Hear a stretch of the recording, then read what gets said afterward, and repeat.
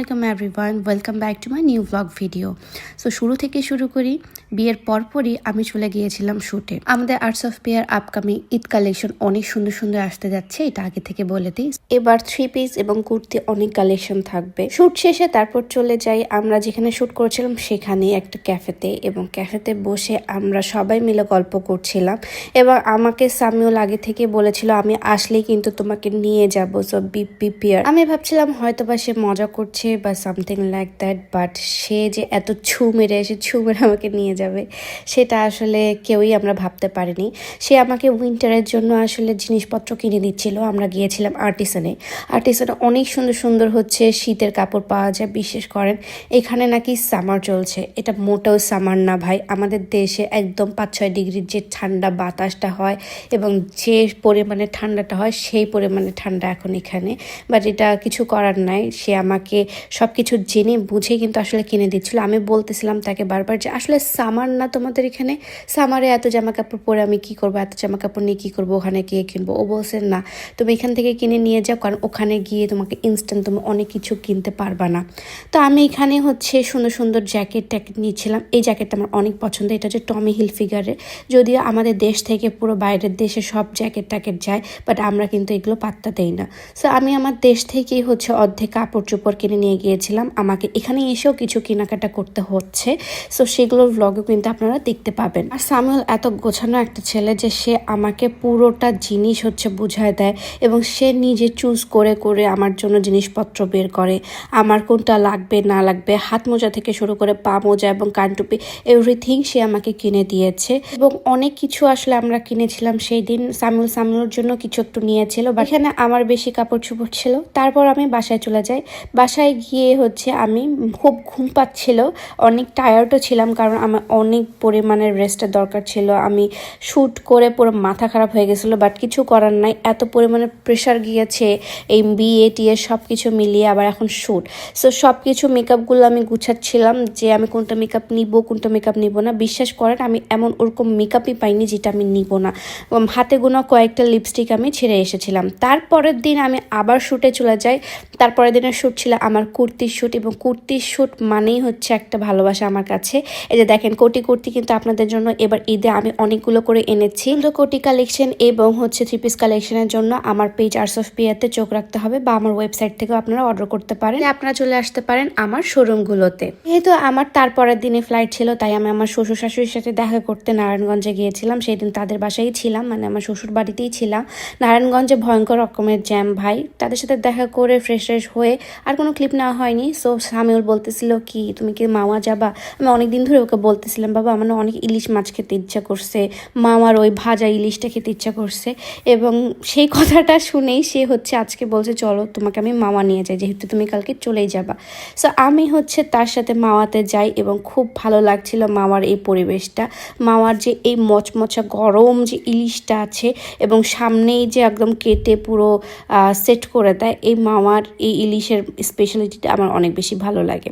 So আমি অনেক একদম মানে পেট ভরে এখানে হচ্ছে ইলিশ খাচ্ছিলাম, বেগুন ভাজা, তারপর ইলিশ ল্যাঞ্জা ভর্তা, এটা খুবই মজা। খাওয়া শেষ করে আমরা একটু চা খাই, চা তো ম্যান্ডেটরি, চা খেতেই হবে। এবং সামিউলের সাথে রায়হান ভাইয়া বদি ভাই সবাই গিয়েছিলাম আমরা সবাই মিলে। পরের দিন সকালে আমি এবং সামিউল হচ্ছে আমার শোরুমে চলে আসি। সামিউল কি যেন করতেছিল আমার অফিসে বসে, এবং আমি বসের মতো তাকে হুকুম করছিলাম, যদিও এটা আমার অফিস। সো সে এসে খুব ভালো মতো সে বসে আছে। সে না আমাকে অনেক শ্রদ্ধা করে, এই জিনিসটা আমার অনেক ভালো লাগে, কারণ কখনোই সে আমাকে এটা ফিল হতে দেয় নাই যে হচ্ছে তুমি মেয়ে মানুষ এত কিছু করতে পারবা না ধরনের কথা সে আমাকে কখনোই বলে না। এবং সেই জন্য আসলে আমার তাকে চুজ করা। এবং সে সবসময় বলে তুমি পারবা না এমন কোনো জিনিসই নাই, তুমি সব পারবা, আমি জানি তুমি সব পারবা। তো আমি একটু প্যাকেজিংয়েরও হচ্ছে ভিডিও করে নিচ্ছিলাম। এটা হচ্ছে আমার ব্যাগ স্টোরে অনেক জিনিসপত্র আছে। আপনারা তো ভাবেন যে অনেক কিছু আমার মনে হয় সেল হয়ে যায়, বাট না। তারপর বাসায় এসে আমরা হচ্ছে ওয়েট মাপি যে ওয়েটটা কত হচ্ছে, কারণ আমরা হচ্ছে 40-80 কেজি মাত্র নিতে পারবো। বাট সামিউল হচ্ছে আমার জন্য কোনো ড্রেসই নিচ্ছিল না, কারণ আমার জানে সে যে আমার অনেক কিছু তাকে নিতে হবে, কোনো কিছুই নাইনি। এর মাঝে চলে আসলো মিকি আপু, এবং মিকি আপুর সাথে আরো অনেকেই চলে এসেছিল যারা আমাদের সাথে দেখা করতে আসছিল। যেই শুনছিল সেই অবাক হচ্ছিল, আসলে আপনি কিভাবে চলে যেতে পারেন আপু, এই জিনিসটা চিন্তা করছিল। বাট কিছু করার নেই, হাজব্যান্ড বলে কথা, হাজব্যান্ডের সাথে থাকতেই হবে আমার। এর মধ্যে চলে আসে আমার বেস্ট ফ্রেন্ড তানহা, এবং তানহাকে আমি বলেছিলাম যে তুই আয় ভাই, তোর সাথে আমি একটু টাইম স্পেন্ড করি। তারপর আমাকে সামিউল সব কিছু একদম পই পই করে গুছিয়ে দেয়। সামিউল প্রতিটা জিনিস, ইচ অ্যান্ড এভরি জিনিস ও আমার গুছিয়ে নিয়েছিল, মানে একদম পুরো লাগেজটা। আমি জাস্ট ওকে ড্রেস দিচ্ছিলাম, সে কীভাবে যেন সব কিছু ম্যানেজ করতেছিল। তারপর হচ্ছে সে বলতেছিল কোনটা নিবা আসলে বলো, এবং সেই কিন্তু সব করেছে, বাকিটা জাস্ট দেখেই ছিল, বাট সে সব কিছু করেছে। দেখেন এভরি কাপড় সে আমার গুছিয়ে তারপর হচ্ছে লাগেজে ভরিয়েছে। মানে দেখেন, আমি না খুবই শকড হচ্ছিলাম যে এই ছেলে কিভাবে এত সুন্দর করে প্যাকিং করতে পারে। আমি কিন্তু কোনো প্যাকিংয়ে হাত দেইনি, আবার মেকআপ থেকে শুরু করে সবকিছু গুছিয়ে নিয়েছে। আমার যাওয়ার কথা গুটি কয়েকজন মানুষ জানতো, তার মধ্যে অন্তরা একজন, এবং অন্তরা বলছে ভাই তুই চলে যাচ্ছস, তোর সাথে একবার দেখা আমাকে করতেই হবে। সো সে আমার বাসায় চলে আসে, রাকিব এবং অন্তরা। বাসায় আসার পর আমি তাকে বসতে দেই, তখন কিন্তু রাত 12:30 বাজে। ততক্ষণে সামিউল তার বাসায় চলে গিয়েছিল তার প্যাকিংয়ের জন্য। তো ও এই জিনিসটা বুঝছে যে একটা জায়গা থেকে আরেকটা জায়গায় শিফট হয়ে গেলে কত কিছুই আসলে মাথায় রেখে প্যাকিং করতে হয়, কত মেন্টাল আসলে স্ট্রং হইতে হয় সব কিছু।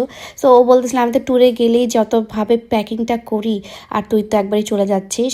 আর ও আসলে সুন্দর হচ্ছে একটা ঘড়ি আনছিল সামিউলের জন্য, স্পেশালি রাকিব আসলে এটা নিছিল। আর সামিউলের ঘড়িটা কিন্তু খুব পছন্দও হয়েছিল। আসলে আমরা কি করছিলাম, কি কি বলা হচ্ছিল, সবকিছুই আপনারা আমার ইউটিউব চ্যানেলের ডিটেলসে দেখতে পাবেন। আমার ইউটিউব চ্যানেলের নাম হচ্ছে নওরিন আফরোজ। ও আমার সাথে দেখা করতে আসছে, আমি খুবই হ্যাপি হয়েছি। আমি সেটাই বলতেছিলাম যে আমি অনেক হ্যাপি, এবং মানে সেও অনেক কষ্টে ছিল, যে সে বলতেছিল আমি তোকে অনেক মিস করবো। আসলে আমি আবার কবে তাকে দেখবো সেটার আসলে কোনো ঠিক ঠিকানা নাই, তাই বাই দিচ্ছিলাম তাকে ভালো মতো।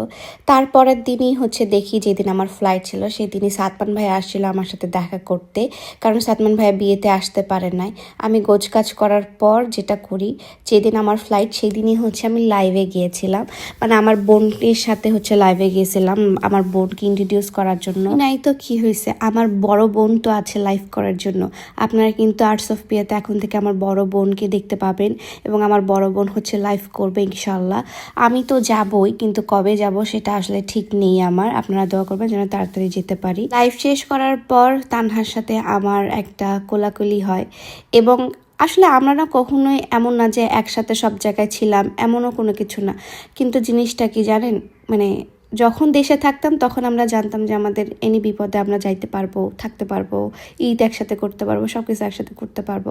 কিন্তু দেশের বাইরে আমার এই ফার্স্ট মনে হয় ঈদ হবে, এবং দেশের বাইরে মানে জীবনটাই অন্য। যখন দেশের বাইরে একটা মানুষ চলে যায় তখন আসলে ফিল করা যায় যে জিনিসটা আসলে কি। এবং সে খুবই কান্নাকাটি করছিল, তার বড় বোনও কিন্তু দেশের বাইরেই থাকে, সে ফিল করতে পারছিল সব জিনিসটা। এবং আমি যতটুকু পারছিলাম আমি হচ্ছে এই ছবি তুলে দিচ্ছিলাম সবগুলো শাড়ির, এবং যত কিছু আছে সবগুলো শাড়ির ছবি ভিডিও এগুলো করে দিচ্ছিলাম। যেহেতু আমি আর থাকবো না, সো আমার কয়েকটা শাড়ি হচ্ছে শ্যুট করে দিতে হবে। লেট হয়ে যাচ্ছিলাম, কারণ বাসায় গিয়ে আবার ফ্রেশ হয়ে আবার লাস্ট একটা প্যাকিং করতে হবে, সবকিছু গুছিয়ে নিতে হবে। এবং আমি সবাইকে তাড়া দিচ্ছিলাম যে তাড়াতাড়ি নাও, আজকে আমার ফ্লাইট কিন্তু ভুলে যায়ও না। আপুও বলছে যে হ্যাঁ তাড়াতাড়ি নে। বাট আমি তো আসলে মানতেই চাচ্ছিলাম না যে হচ্ছে আমি এগুলো আর করতে পারবো না, এই লাইফ আমার আর হবে না, আরও অনেক দিন পর এই লাইফগুলো করতে হবে। তো বাসায় এসে লাস্ট একটা চেক দেই আমি। বাসায় এসে লাস্ট চেক দেওয়ার আগে দেখি সামিউল আসছে বাসার মধ্যে, এবং বাসার মধ্যে আসার পর আমি দেখি যে আমার শাশুড়ি হচ্ছে আমার জন্য আচার দিয়ে পাঠাইছে। সো সেটা হচ্ছে সুন্দর করে সামিউল র্যাপ করে নিচ্ছিল। অন্তরা এবং রাকিবের দেওয়া সেই ওয়াচটা আমি তাকে হচ্ছে দেই, এবং সে পরে দেখে, এবং সে বলছে ভাই ওয়াচটা অনেক সুন্দর এবং বেশ এক্সপেন্সিভ কিন্তু ওয়াচটা, জানো। আমি তো বলছি যে ভাই আমার অনেক ভালো লাগছে, এটা ডায়ালটা স্পেশাল আমার অনেক ভালো লেগেছিল।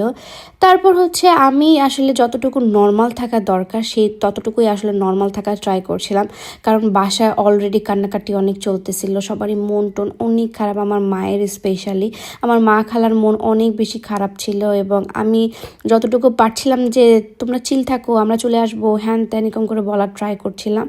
বাট আসলে একবার গেলে কি আর আসা যায় বলেন।